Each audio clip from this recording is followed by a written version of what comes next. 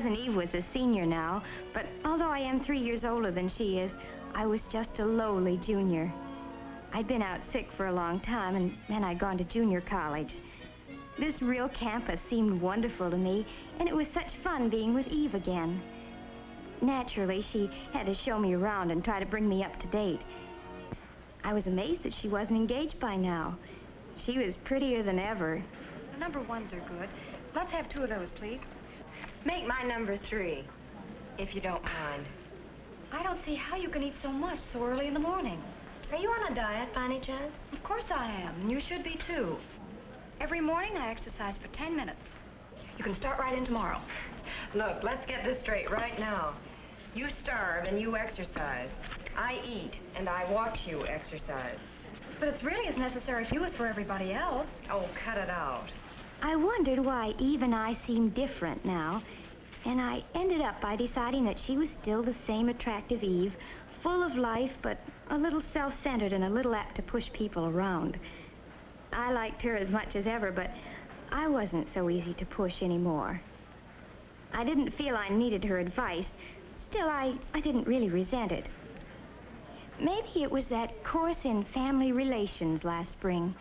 I learned that it's a good idea to try to change yourself first if there has to be a change. Changing somebody else is practically impossible. Yet I must admit I was curious to know all about Eve, and she was more than willing to talk. Tell me about the boys you've met. You were saying something always happened. Well, whenever I meet a boy, I start asking myself, is he right for me? And I don't know, Mary. I really don't know. There was one you wrote about. His name was Alex, I think. Why did that fall through? That's just it, Mary. I don't know. I can't for the life of me figure out what happened. Take Alex, for instance, she said. I was down at Riley's one afternoon with the gang. I'd heard of him, but I'd never met him. He was a football star. I liked him, and he liked me right from the start. We found plenty to talk about, and neither one of us could figure out how we'd been on the campus for 2 years without ever meeting before. He was lots of fun. We decided to spend the afternoon together. It turned out that was just the first of a whole slew of afternoons. He was really sweet and, oh, well, just nice to be with. I guess I was a little proud, too, that a varsity football player was paying so much attention to little me. Well, as I said, Eve went on, we saw quite a bit of each other. But after a few months, his popularity got annoying. We were never really alone, and he never stopped worrying about his appearance. Did his collar look better buttoned or unbuttoned? Why, I could have been wearing a little number by Dior, and he wouldn't have noticed it. But if there was a new girl in the place, he was all eyes and smiles. It wouldn't make any difference what she looked like as long as she had some simpering crack to make about how well he had played on Saturday. I began to catch on that those forward passes could be used 2 ways. And finally, I had more than I could stand, and I told him exactly what I thought of him. He didn't take it as well as he took compliments. Said I didn't appreciate the importance of his career. Career, indeed. Who ever heard of a wolf with a career? And then there was Arthur.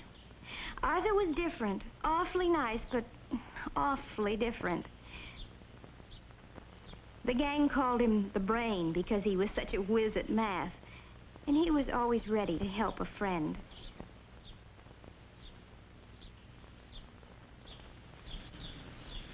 You're different from other girls.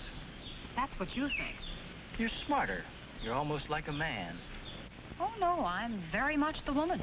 I don't think of you that way at all. I don't get you at all. I know. You think math is exciting, but you really ought to get yourself straightened out. You'd be surprised how many things are just as exciting as math. Now, really, you don't think there's anything wrong with me? Oh, forget it. I've got to go now. We'll talk about it some other time. But there never was another time, said Eve. I was just another problem to him.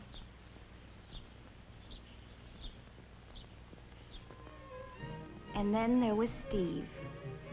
Steve was Eve's boyfriend for a whole spring term.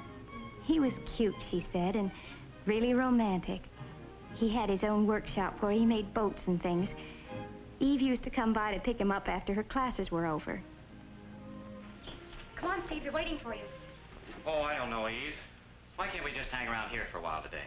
You can help me paint and we can listen to some good music. It'll be fun. Is that your idea of fun? I want to be with people. Oh, What's wrong with that, Steve? nothing. Oh, come on, you'll have a good time. Hurry up and get on your shore. He never wanted to leave that old carpenter's shop. I tried to get him out once in a while, really I did. You know, Eve, you can't make a man over like you do a room. But, Mary, don't you see what Steve needs? Is not you, but somebody else. You know what? I bet you'd like him. Say, that's a terrific idea. Come on, we'll go over there right now. Right now? Sure. I thought it might be good to see some of these boys for myself. Besides, Steve sounded nice, and I thought I'd better begin to make some friends on the campus. Sure enough, we found him at the old stand, lost in thought and a pleasant job. It didn't take long to get the introductions over. Steve asked us in.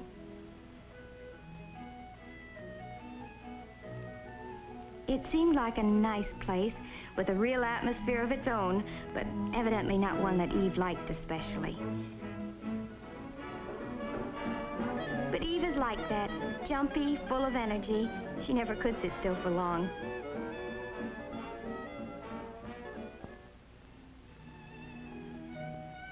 I'm different.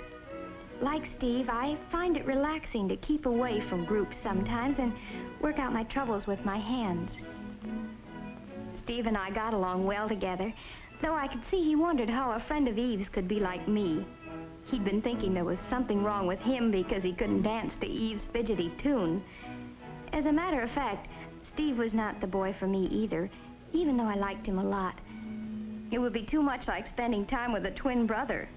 We're too much alike. I told all this to Eve the next day when we had a riding date. It was Saturday and the classes were over at noon. Now you see what I mean, Mary? All these boys are nice in their own way. They all have something I like, but it's only one side of their character. But the something Eve liked about a boy can't be separated from the rest of his personality. I couldn't make her understand that, but I did stick my neck out a little way. I think it would do you a lot of good to meet someone you can't push around. You mean someone who pushes me around? No, I don't. I mean someone who's not afraid of you. That's just like John. He thinks he's tough. I can't stand the sight of him. You're sure about that, Eve? Well, here's what happened last week. We drove out to the country together. We had a wonderful time. I can't remember when I've had so much fun. I guess we just clicked. Then, just as we were getting to know each other better, he says, "Let's go home." Was I mad? Here I was thinking he really cared, and he does a thing like that. But why did he do it? Oh, well, you see, it wasn't his car. He promised his friend he'd be back with it before 6. Now, look, Eve, you can stay if you want to. I'm not going to keep George waiting. So George is more important to you than I am, is that it? That's not the point. George can do without the car for once. If you really cared about me, you'd stay, George or no George.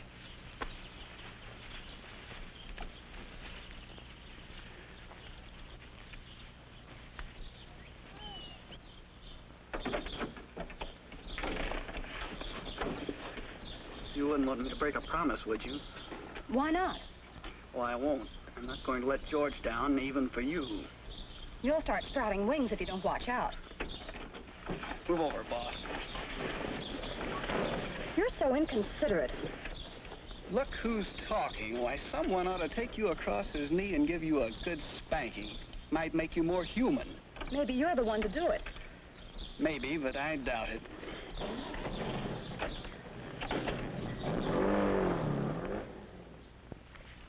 He sounds like the best of all.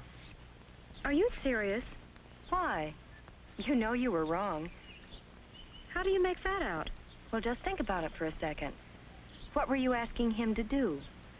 Prove that he liked me? What's wrong with that? That would never satisfy you. Why not? Well, that's not what you really wanted. Well, what was it then? You wanted him to do what you told him to do. That's what you always want, Eve. That's terrible. I thought I'd gone too far, but now that she knew what she was doing, she could decide for herself if she wanted to change. That's always the hard thing to learn, that if any change is possible, it must be changing yourself. You have to take other people as they come, or else leave them alone. I started thinking about Eve's boys. They had the same problem. Steve liked Eve, and he liked his hobby, too. But he couldn't have both. It would be easier to find a girl who liked staying at home. While Arthur probably needs some help in order to change. Alex had already solved his problem. A girl who isn't always competing with him for first place. She's not as attractive as Eve, but she thinks it's wonderful that he's so wonderful. She's right for him. And John? Well, boy meets girl, boy loses girl. Maybe boy knows what he wants and on what terms. This girl doesn't know yet, but she's doing her best to find out.